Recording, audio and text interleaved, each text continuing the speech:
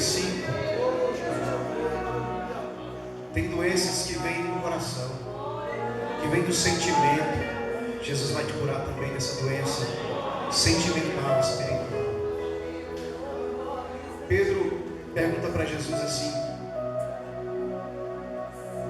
Então Pedro aproximou-se e perguntou: Senhor, até quantas vezes o irmão pecar contra mim eu devo perdoar? Até 7 vezes? Respondeu Jesus: não te digo até 7 vezes, mas 70 vezes 7. Assentai-vos.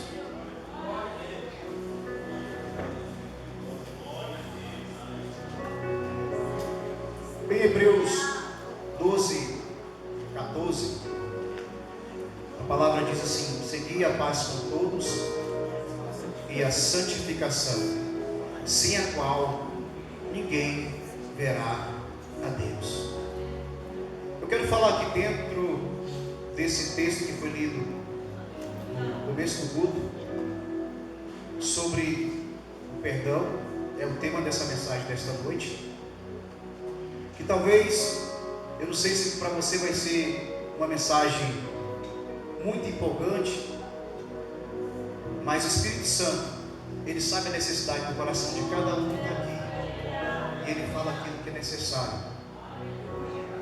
Pedro, ele pergunta para Jesus e ao mesmo tempo responde, achando que seria retórica, mas Jesus tinha ainda algo para responder para ele, não só 7, mas 70 vezes 7.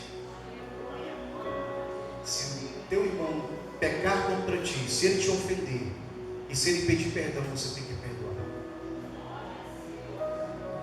Fazendo essa visualização com esse versículo aqui de Hebreus, do escritor dos Hebreus 12, 14, nós vemos que ele fala de uma comunhão bilateral, no sentido horizontal e no sentido vertical. Precisamos ter a comunhão com os nossos irmãos e a comunhão com o nosso Deus. Seguir a paz com todos. Quando fala de paz, fala-se da ausência de guerra, confusões, disse-me-disse. Tudo aquilo que traz contenda. Quando você deixa de lado, você vai viver em paz com o Senhor. Seguir a paz com tudo. Com aquele também que não é crente, você tem que seguir a paz com todos. Porque seguir a paz com todos, ela é a comunhão no sentido horizontal. A comunhão no sentido horizontal, ela traz a comunhão no sentido vertical. Ou seja, você só vai ter comunhão com Deus se você tiver comunhão com seu irmão.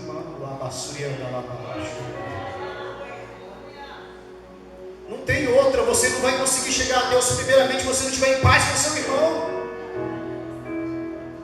É Deus que está mandando falar dentro da Bíblia.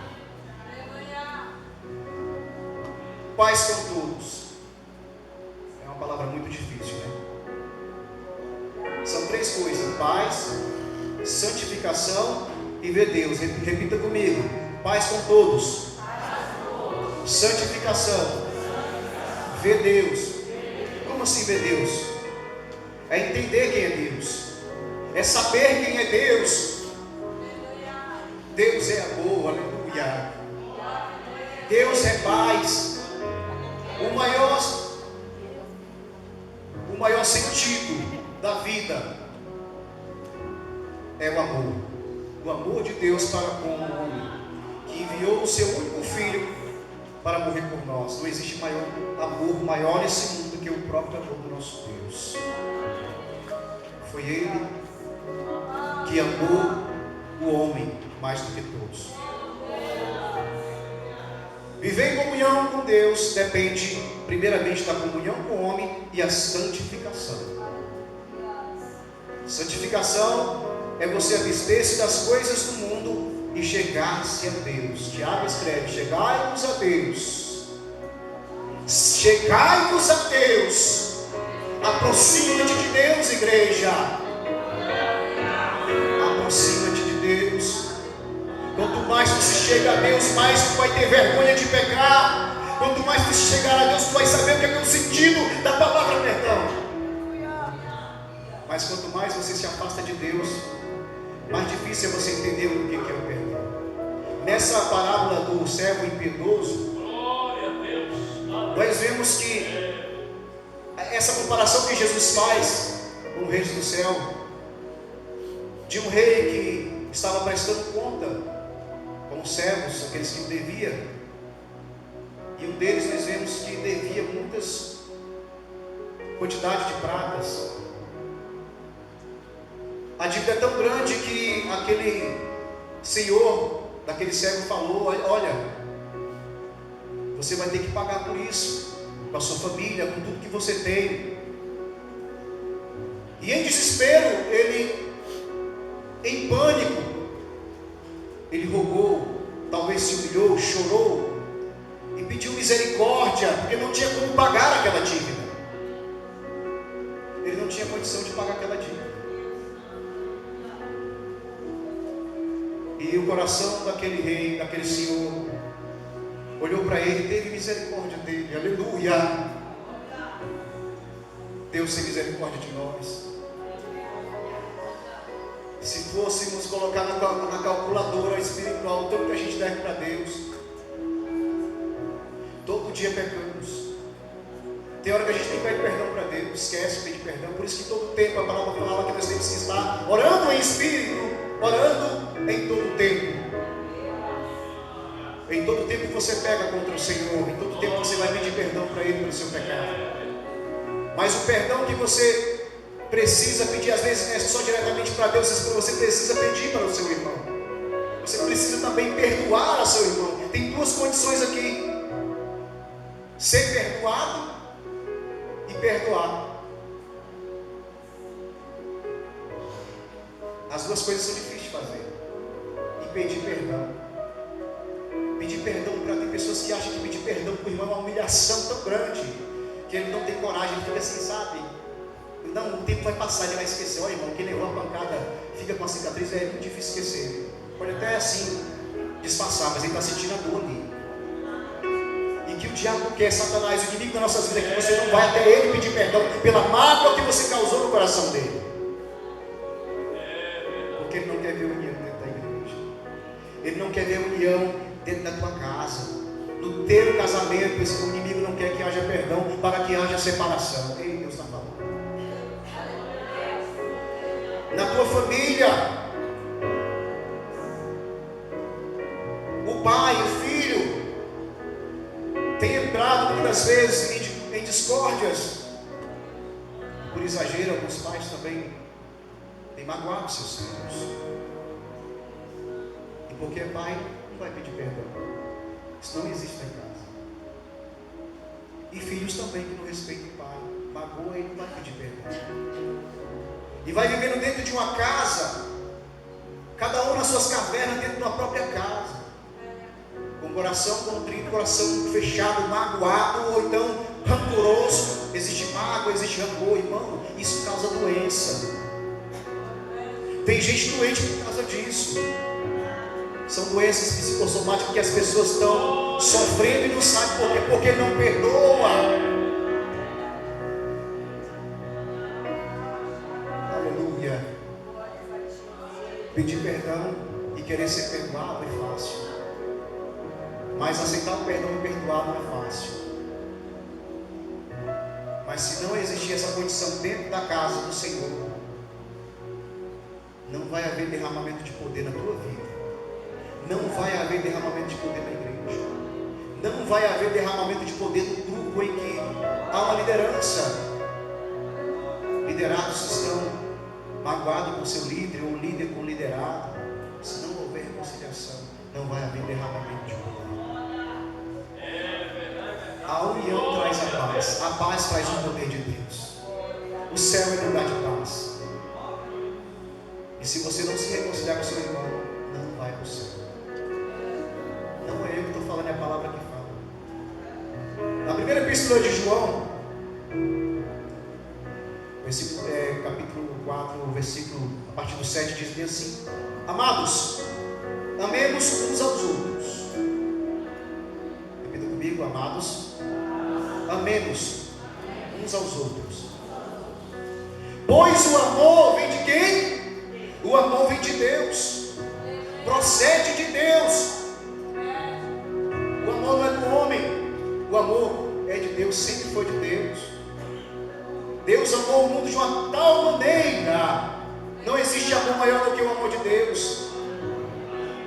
Aquele que ama é nascido de Deus e conhece a Deus. Aquele que ama é nascido de Deus e conhece a Deus.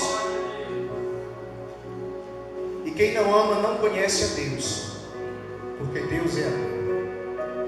Não adianta tu ficar dizendo que é crente, que vai para o céu. Não adianta você até pregar bonito, cantar bonito, tocar bonito na orquestra, ou no ministério de louvor, seja onde for, ter 1000 atividades dentro da igreja. É necessário que haja reconciliação começando de dentro para fora, para que Deus venha receber as tuas obras, para que Deus venha receber o teu trabalho, porque senão o teu trabalho vai ser em vão. Teu trabalho vai ser em vão, se o principal não tiver, que é o que? Comunhão. Para que haja comunhão, já falei no começo e repito, com Deus, primeiramente tem que ter comunhão com os irmãos. A comunhão traz a manifestação do poder de Deus na vida do crente. A comunhão traz a felicidade conjugal.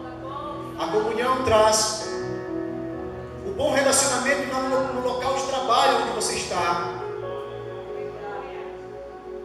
Mas é hora de você começar a dizer: Senhor, sara o meu coração. Me ensina, Senhor, a perdoar e a pedir perdão. São 2 tarefas difíceis de fazer, que eu falei e repito. É perdoar e pedir perdão. Quem acha que é mais difícil pedir perdão ou perdoar?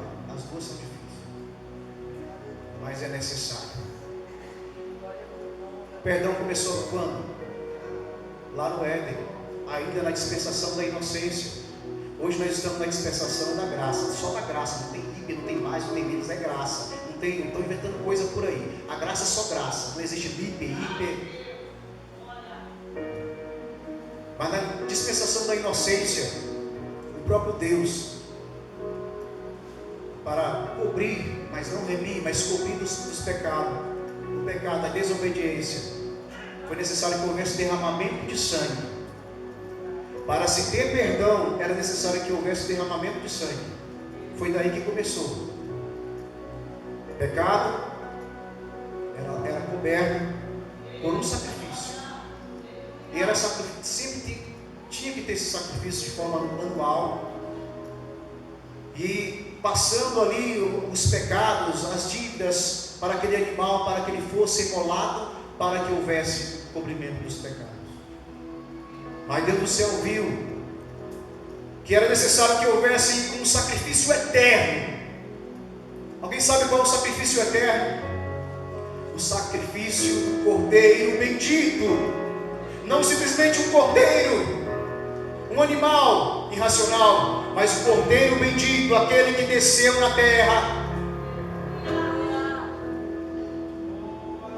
em forma como homem, cresceu, desceu as águas, foi ao deserto, foi provado, foi tentado, venceu, e no seu ministério aqui na terra, ele ensinou, ele discipulou,